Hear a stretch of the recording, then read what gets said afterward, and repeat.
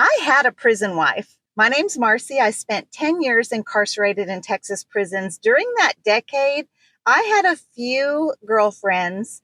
My last girlfriend, we ended up in a very committed relationship, and we referred to each other as wife.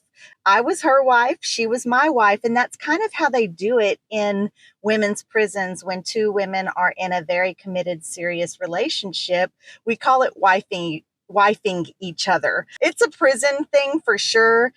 You cannot get like legally married to your partner while you're both incarcerated, but when you get out to the free world, you can marry your prison wife. You can turn your prison wife into your real wife, and that's the paperwork right there. Lots of women in prison have sugar daddies. It's a whole thing. In fact, several of the ladies I was locked up with, they had the same sugar daddy. Like back when I was locked up, visitation was open on the weekends, and you didn't schedule a visitation like online or anything. You just came and got in line at the unit and told them who you were there to visit, had your visit, and if you wanted to, you could go back out and get back in line.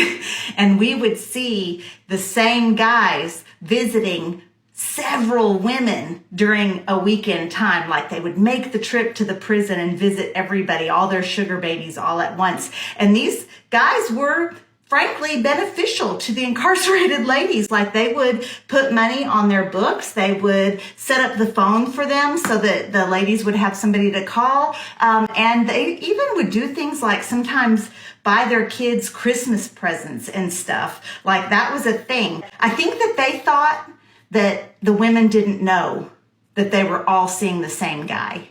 But let me tell y'all, those ladies knew, and they did not care because they were reaping the benefits and getting this a little bit of attention. I lived in several different types of dorms with several different types of shower areas. One was an open shower, and it was a big shower that had 5 spouts around the perimeter. It had a curtain, but the curtain didn't go ceiling to floor. And so the curtain went here, which is not that bad, except I was in a 2-story dorm. So everybody on the second story could look down and see you in the shower, which wasn't that big of a deal unless you had a creepy guard that liked to stand right at the top of the stairs and watch the shower area his whole shift. That's when it got real uncomfortable. But showering with the other ladies, we all just kind of got used to it. It wasn't a big deal.